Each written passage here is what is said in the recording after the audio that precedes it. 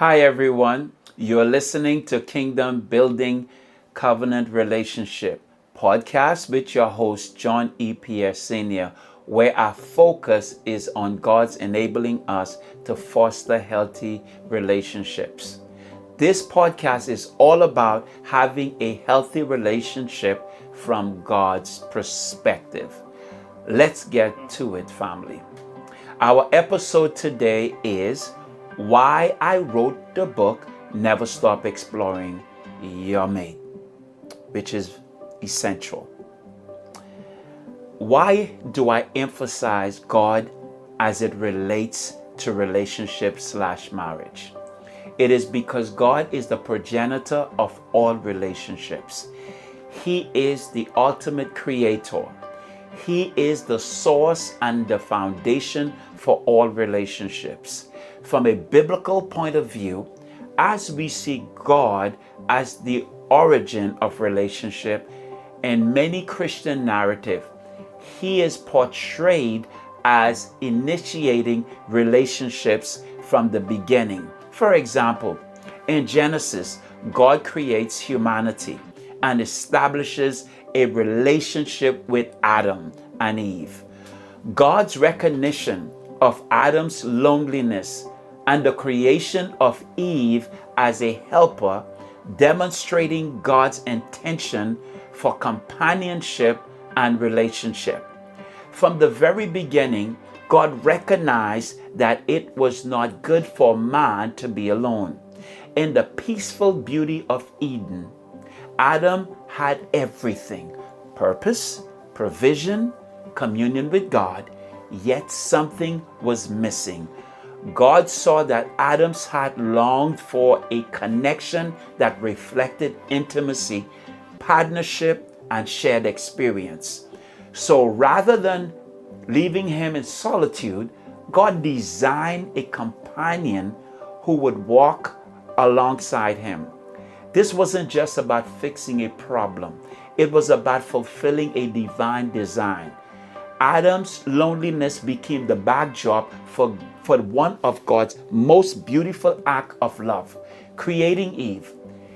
Eve was not made from the dust, as Adam was, but from Adam's own side, symbolizing equality, closeness, and unity. She was formed to be a helper suitable for him, not in a lesser role, but as one who corresponded to him, who could share in life's purpose and joy. This creation of a woman reveals God's deep commitment to relationship, not only between humanity and himself, but also between people. Marriage from the start was meant to be a picture of partnership, mutual support, and love.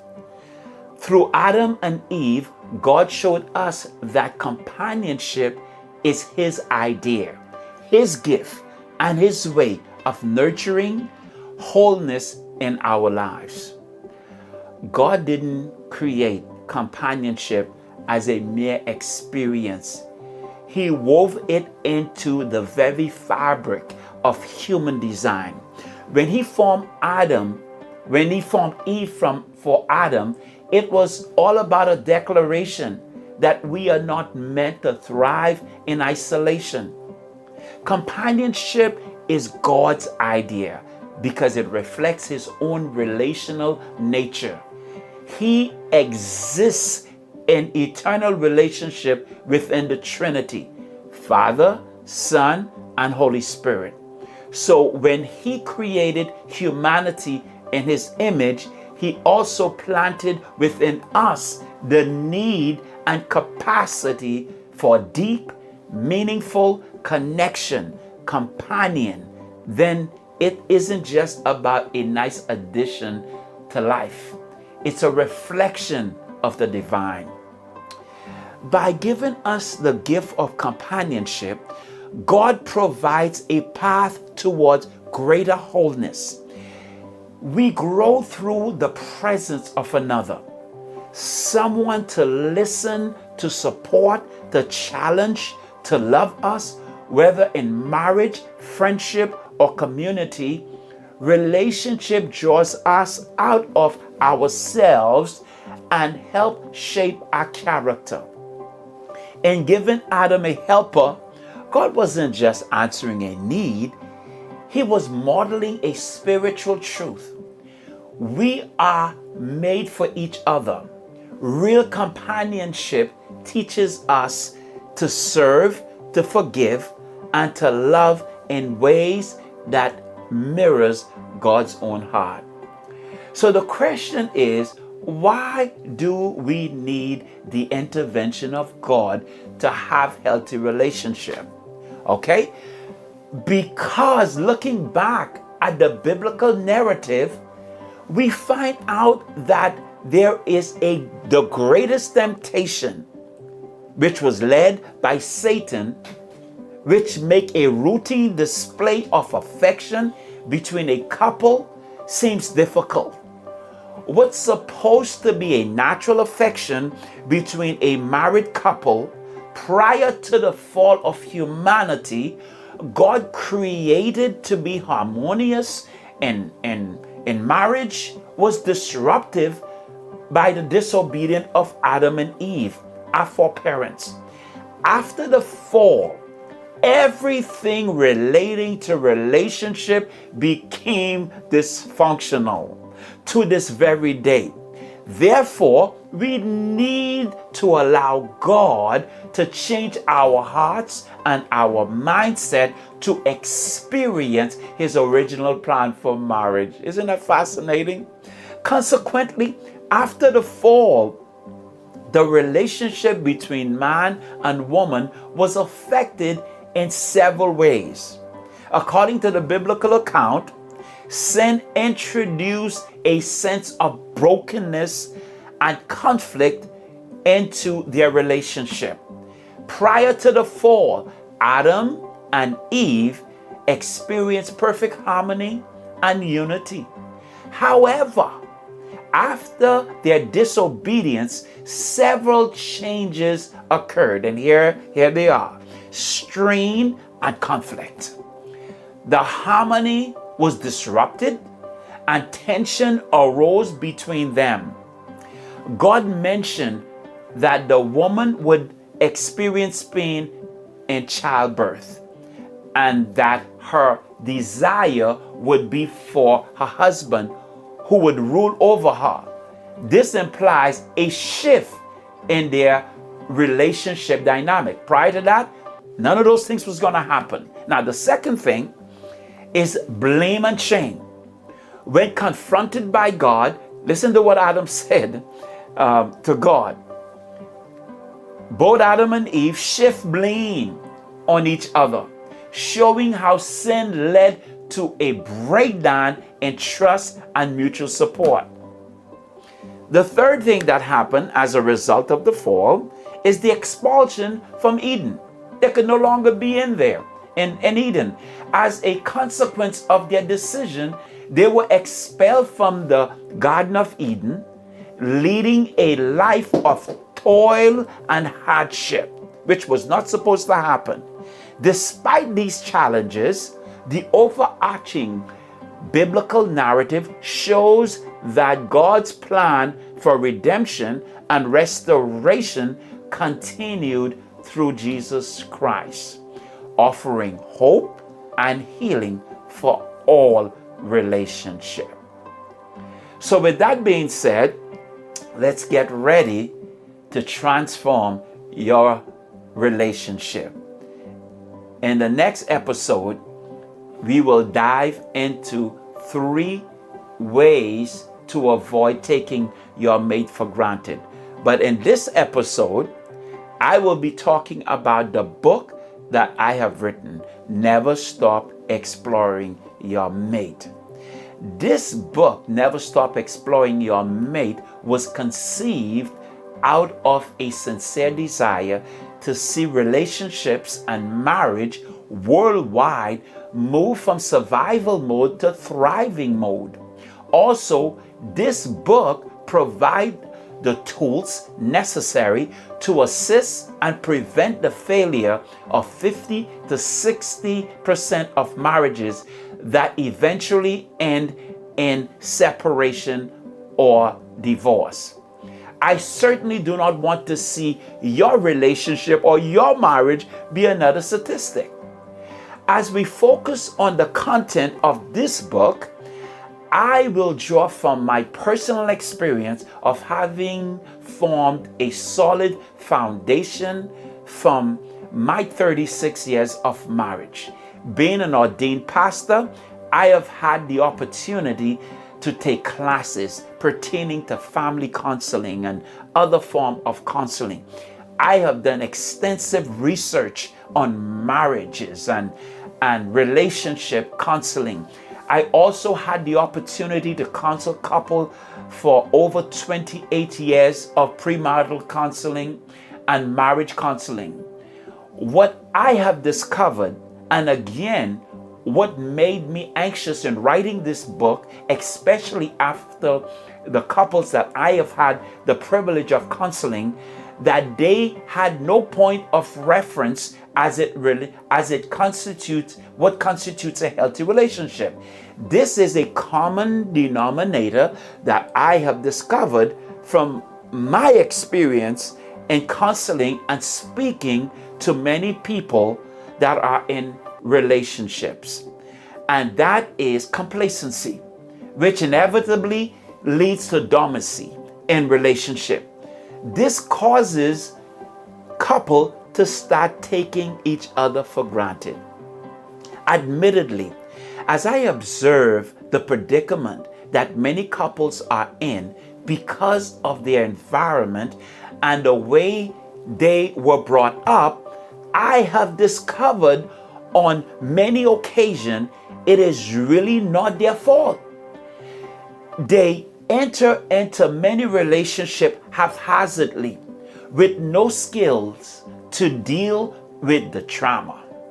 PTSD, which is post-traumatic stress disorder from toxic relationship they were in, through emotional issues, anxiety, depression, and frustrations when they have been betrayed by their partners. So by writing this book, it will provide the tools and resources to help them navigate through the adversities and the conflict in their relationship. Having this book will help them better position to make better decisions so that what inevitably will happen, which is separation or divorce, this book is necessary because its whole content is based on enabling them to confront their calamity in the relationship, the dilemma, the skills to deal with it effectively. So I say unequivocally that this book is like a manual for relationships. I would certainly love to see that everyone will have the opportunity to experience the love that my wife and I have. Why? Even after 36 years of marriage, my wife and I are still madly in love with each other. As a matter of fact, we are still mesmerized by each other's presence, even after all these years together. How is that possible?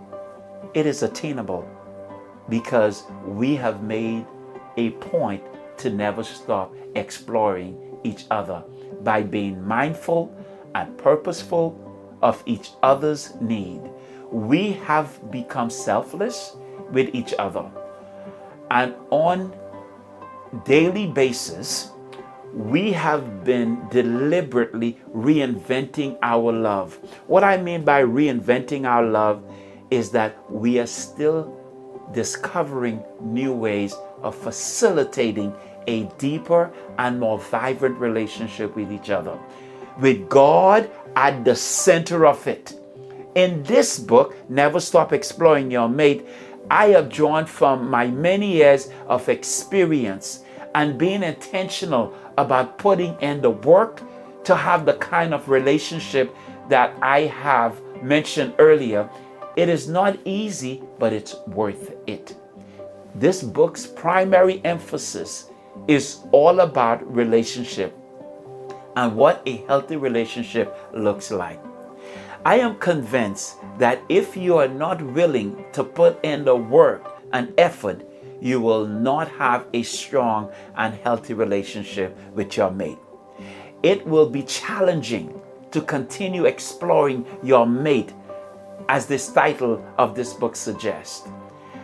As I relate to this informative book that I've written, Never Stop Exploring Your Mate, I want you to know that I have drawn on a broad range of real life experience, blending insights from marriage counseling, couple dynamics, and relationship coaching to offer concrete tools and strategies that support long-term compatibility and intimacy in relationship.